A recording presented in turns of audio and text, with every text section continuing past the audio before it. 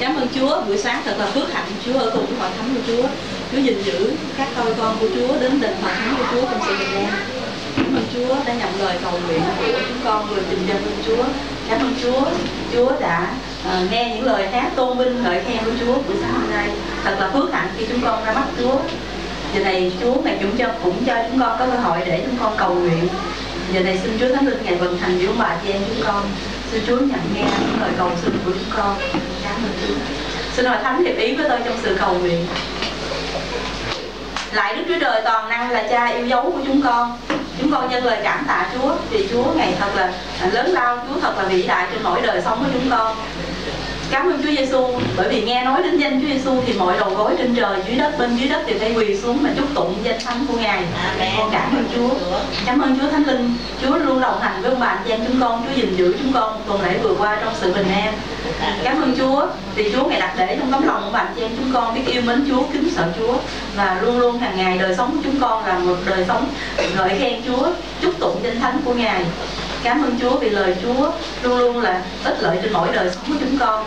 Và Chúa Ngài cũng cho chúng con thêm năng lực để mà chúng con gìn giữ lời Chúa trong mỗi tấm lòng của chúng con, để chúng con không có vi phạm lời của Chúa với mỗi đời sống của chúng con.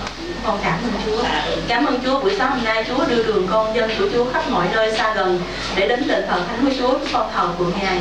Chúng con cảm ơn Chúa vì Chúa Ngài cũng cho chúng con có thời giờ để chúng con dâng lên Chúa những điều mà Chúa Ngài đã làm phước trên đời sống của chúng con một tuần lễ vừa qua. Cảm ơn Chúa cũng đặt để vào tấm lòng một bạn chị em chúng con biết kính sợ Chúa, yêu mến Chúa. Và Chúa Ngài cũng cho chúng con có cơ hội để giờ này chúng con trình dâng những nhu cầu của bạn chị em chúng con đến với Ngài. Con cảm ơn Cha. Cảm ơn Chúa một tuần lễ vừa qua trong đời sống của bạn chị em chúng con, cũng như chính mình con có điều gì sai trật, nguyện xin Chúa Ngài tha thứ cho chúng con. Như phương Đông xa cách phương Tây thế nào, xin Chúa Ngài cũng quăng xa những vi phạm của chúng con tại ấy, để những lời cầu nguyện của chúng con được dâng lên Chúa, để xin được Chúa Ngài nhận lời. Con cảm ơn Cha. Cảm ơn Chúa, Chúa đã sử dụng mọi đời sống của bạn chị em chúng con.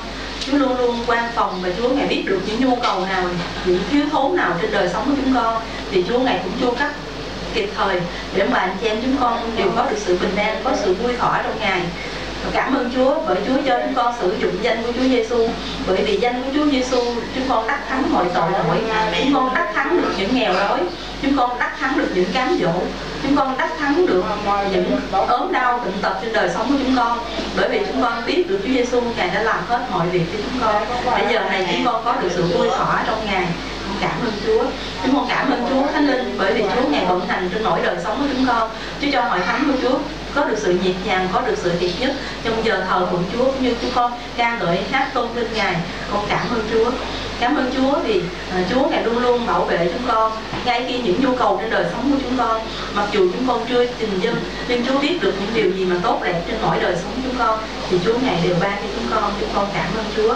Cảm ơn Chúa Ngài cũng đặt để vào tấm lòng của con dân Chúa biết ghi nhớ những điều mà những người khác đã giúp đỡ chúng con thì chúng con không quên ơn, và Chúa Ngài qua đó mà Ngài cũng ban lại cho những điều mà ông bà anh chị em chúng con khi mà những nhu cầu chúng con đang cần từng hồi từng lúc, Chúa Ngài cũng đáp ứng kịp thời, để qua đó Ngài cũng cho chúng con có cơ hội để chúng con trả ơn lại những người đã giúp đỡ cho chúng con.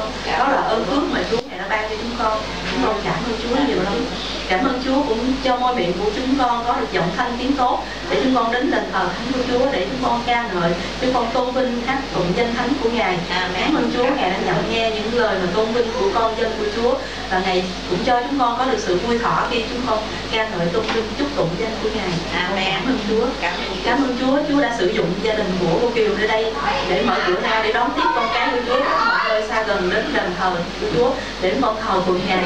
Nguyện xin thiên binh thiên sứ của Chúa cũng đóng trại xung quanh, Chúa gìn giữ, Chúa bảo vệ thầy tớ của Chúa. Những điều gì mà thầy tớ của Chúa cầu nguyện, cũng như những ốm đau bệnh tật nào, những khó khăn nào, thì trong danh Chúa Giêsu con cột trói nó, con quăng xa ra, để nơi đây là nguồn phước, và những người đến nơi đây là họ nhận được phước mà Chúa Ngài đã sống sẵn ban cho chúng con, để chúng con mang về đời sống chúng con phước hạnh nữa. Con cảm ơn Chúa. Cảm ơn Chúa. Chúa Ngài cũng ban phước trên mỗi tấm lòng của bạn chị em chúng con, để mà khi chúng con đến thờ phượng Chúa thì ai nấy đều có sự vui thỏa, khi mà bởi vì Chúa phán với chúng con sống không phải nhờ bánh, mà chúng con sống bởi vì lời nhằn sống của Ngài. Cảm ơn Chúa những ngày qua Chúa đã chu cấp cho phần thuộc thể của bạn chị đầy đủ mọi sự cần dùng.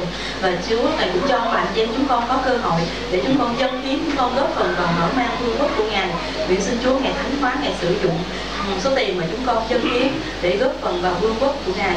Xin Chúa cũng ban phước lại cho bạn chị em chúng con bội phần hơn, để ai nấy đều có cơ hội để dâng hiến một cách rời rộng hơn, để góp phần vào vương quốc của Ngài nữa. Cảm ơn Chúa. Cảm ơn Chúa. Chúa đã ban cho chúng con sống không phải nhờ bánh, mà chúng con sống bởi vì lời hằng sống của Ngài nữa. Nguyện xin Chúa Ngài sức giàu cho đầy tớ của Chúa là người ban phát sứ điệp lời hằng sống của Ngài, để nuôi dưỡng đời sống tâm linh của chúng con, để về khi mà chúng con nghe đến lời của Ngài, xin Chúa thêm năng lực cho chúng con, để chúng con ai nấy đều nghe, để chúng con làm theo, để đời sống chúng con được phước hạnh. Bởi vì lời của Chúa đã rao ra thì không vào lũ nhân, nhưng có ích cho người nói cũng như người nghe, và làm tốt lợi cho công việc mà Chúa Ngài muốn sai khiến nó. Con cảm ơn Chúa. Xin Chúa Ngài sử dụng mỗi đời sống muôn vàn cho chúng con là nguồn phước, là nguồn phước cho những người xung quanh, để ai nấy khi mà tiếp xúc gặp gỡ chúng con thì ai nấy đều có được sự bình an, có được sự thỏa lòng bởi sự sức giàu của Ngài trên mỗi đời sống của chúng con. Chúng con cảm ơn Chúa. Lạy Chúa này, nhân danh Chúa Giêsu người Nazareth, quyền năng Chúa Thánh Linh, con cột trói tất cả những tà linh, quấy linh, những linh gì mệt mỏi, những linh gì ngăn trở chúng con nghe đến lời hằng sống của Ngài. Thì trong danh Chúa Giêsu con cột trói nó, con quăng xa ra, để bạn chị em chúng con là một mảnh đất đã được cày xới như một bình trống không, để chúng con nhận lấy lời hằng sống của Ngài, để rồi đời sống chúng con được kết quả và phước hạnh trên mỗi đời sống của chúng con khi chúng con nhận lấy lời hằng sống của Ngài. Con cảm ơn Chúa. Giờ này con dâng tất cả bạn chị em chúng con, hội thánh của Chúa ở khắp mọi nơi, linh cánh tay thương của Chúa, và chúng con kiệt chung trong sự cầu nguyện. Nhân danh Chúa Giêsu. Amen. Cảm ơn Chúa.